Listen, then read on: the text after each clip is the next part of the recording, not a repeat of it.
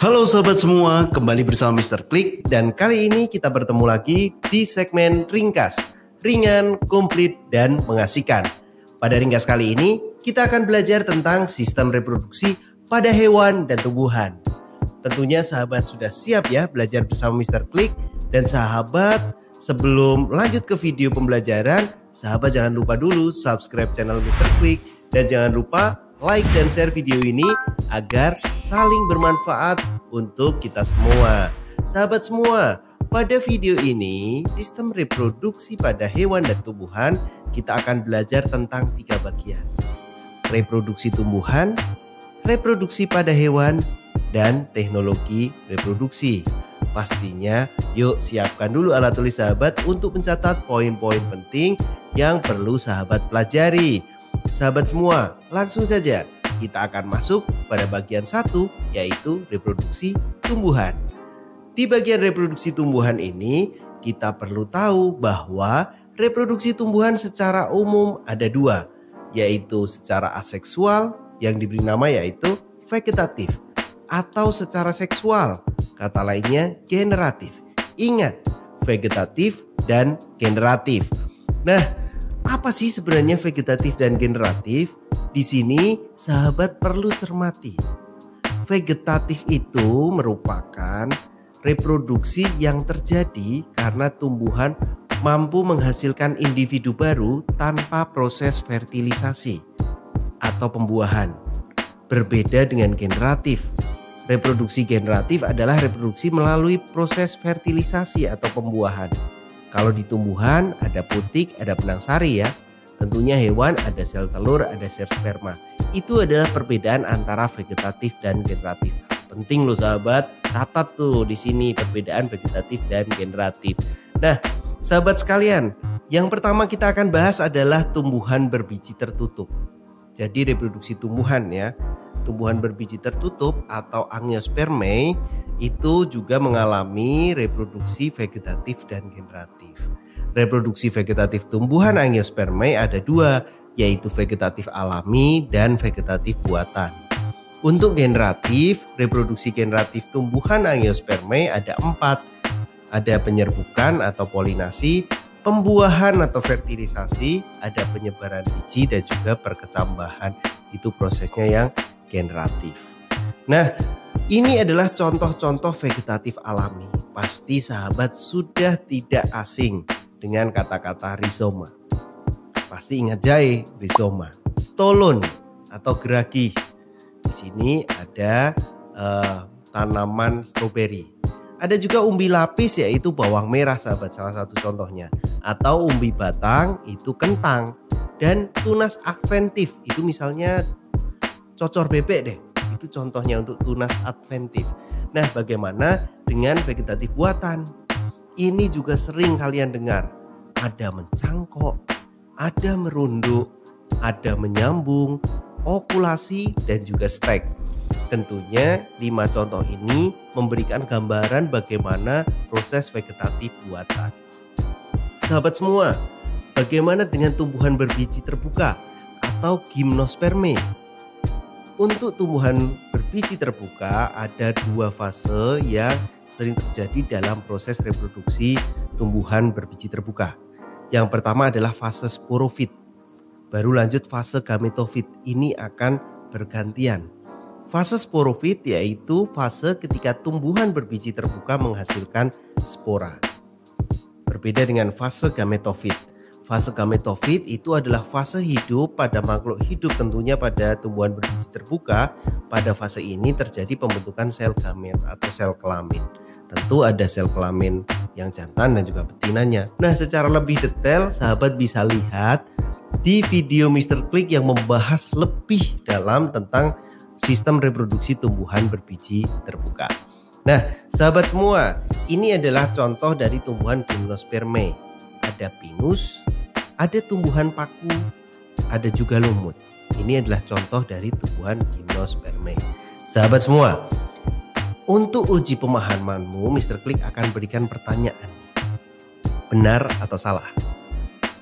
Sistem reproduksi tumbuhan bertujuan untuk melestarikan keturunan agar tidak punah, seperti halnya manusia.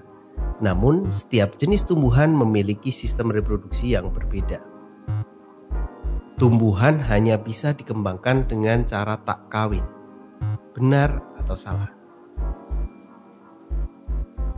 Oke, tentu jawabannya adalah salah. Karena tumbuhan bisa dikembangkan dengan cara tak kawin atau vegetatif dan kawin aseksual. Itu generatif. Jadi dua-duanya bisa untuk tumbuhan. Kita lanjut, kita akan belajar tentang sistem reproduksi pada hewan. Bagaimana nih dengan hewan? Ini ada beberapa bagian yang perlu sahabat perhatikan. Ada reproduksi seksual dan juga aseksual. Tentunya generatif dan juga vegetatif. Untuk generatif, untuk sistem reproduksi pada hewan itu ada bertelur, atau nama lainnya adalah ovipar, beranak, vivipar, atau beranak dan bertelur. Itu ovovivipar. Ulangi. Ovipar bertelur, berarti telur ya, ovipar itu bertelur. Vivipar itu beranak, dan juga beranak dan bertelur itu adalah ovovivipar. Dua gabungannya ya. Berbeda dengan reproduksi yang aseksual nih. Ada tunas, fragmentasi, dan juga partenogenesis. Kalau sahabat penasaran, sahabat cek video Mr. Klik tentang sistem reproduksi pada hewan. Nah sahabat semua, sistem hidup pada hewan ada juga yang namanya metamorfosis dan juga metagenesis. Kalau tadi sahabat sudah belajar ada fase sporofit dan gametofit, nah di sini sama ada namanya daur hidup, itu metagenesis. Sering terjadi pada hewan ubur-ubur contohnya. Nah metamorfosis saya kira sahabat sudah tahu, salah satu contohnya adalah kupu-kupu. Kupu-kupu ini merupakan salah satu hewan yang mengalami metamorfosis sempurna. Ada juga yang mengalami metamorfosis sempurna. Apa sahabat? Kata, ya benar sekali, kata itu metamorfosis sempurna. Oke, Mr. Klik akan uji pemahamanmu dan bantu Mr. Klik ya untuk pasangkan hewan dengan reproduksi yang tepat nih. Yang pertama adalah kucing. Kucing itu perkembangbiakannya apa sahabat? Vivipar, betul sekali. Jadi kucing itu berkembangbiaknya adalah beranak. Jadi vivipar. Hewan yang kedua, burung. Apa sahabat? Ovipar, benar sekali. Ini adalah ovipar, bertelur. Apalagi ya hewannya kira-kira? Lebah. Apa tuh lebah? Apakah tunas? Nggak mungkin deh kelihatannya. Fragmentasi? Tentu tidak. Lebah itu adalah partenogenesis, sistem reproduksinya. Nah selanjutnya ada hidra. Nih tinggal hidra, tunas, atau fragmentasi. Siapa yang tahu? Hidra itu tunas, dan yang terakhir planaria itu fragmentasi. Nah sahabat tentu sudah paham ya untuk reproduksi, pasangan reproduksi di sini. Tentunya untuk kucing itu vivipar atau beranak, burung itu ovipar, lebah partenogenesis, hidra, tunas, dan planaria. Lanjut ya sahabat. Oke, lanjut di bagian yang ketiga, teknologi sistem reproduksi. Nah sahabat semua, teknologi reproduksi merupakan cara perkembangbiakan yang dilakukan menggunakan beberapa peralatan tertentu yang mempunyai sifat dan karakter lebih baik dari induknya, dan secara lebih cepat dan efisien pada saat reproduksinya. Itu tujuan dari teknologi sistem reproduksi. Jadi teknologi reproduksi pada tumbuhan dan hewan pada dasarnya adalah bertujuan untuk memenuhi kebutuhan hidup manusia dan juga mencegah kepunahan. Lalu apa saja sebenarnya teknologi sistem reproduksi? Kita akan bahas yang pertama, teknologi reproduksi pada hewan. Ada inseminasi buatan.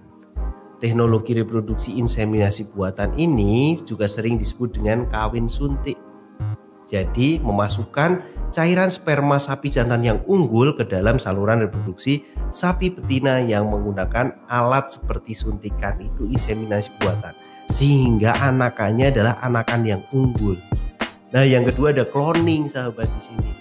Untuk cloning itu merupakan menyalin materi DNA dari suatu individu dan menghasilkan individu baru yang sama persis. Nah, yang sudah berhasil itu contohnya domba Dolly. Nah, itu ada dua teknologi, contohnya masih banyak lagi. Apabila sahabat mengetahui teknologi reproduksi pada hewan yang lain, bisa tulis di kolom komentar sahabat. Lanjut, Bagaimana dengan teknologi reproduksi pada tumbuhan? Ini Mr. Klik berikan 3 teknologi. 1 adalah hidroponik, 2 vertikultur, ketiga kultur jaringan. Hidroponik itu merupakan teknik budidaya tanaman menggunakan larutan nutrisi dan mineral dalam air. Berbeda dengan vertikultur nih. Vertikultur itu teknik budidaya tanaman menggunakan instalasi bertingkat atau vertikal, sehingga namanya vertikultur, vertikal, dengan tujuan meningkatkan jumlah produksi tanaman.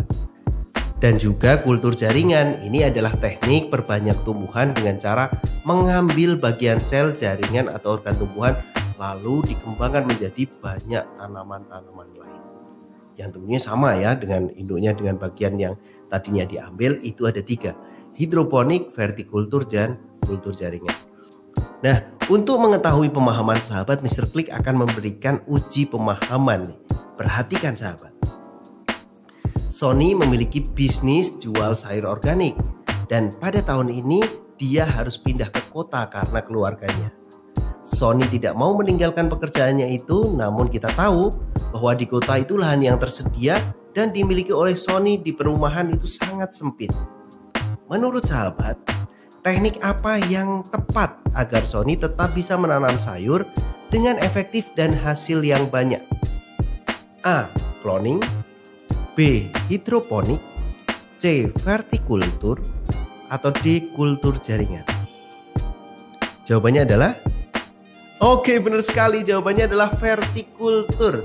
Jadi dengan teknik penanaman vertikal tentu itu akan efektif di lahan yang sempit dan menghasilkan hasil yang cukup banyak sahabat. Oke, selamat sahabat sudah menyelesaikan ringkas kali ini. Baik sahabat, tentunya jangan lupa like dan share kepada rekan-rekan ya, agar rekan-rekan juga belajar tentang sistem reproduksi pada hewan dan tumbuhan. Sahabat juga jangan lupa subscribe channel Mr. Klik agar mendapatkan update-update video pembelajaran lainnya. Nah, untuk mendapatkan pemahaman yang lebih banyak, pemahaman yang lebih komplit, cek video-video Mr. Klik tentang sistem reproduksi pada hewan dan tumbuhan.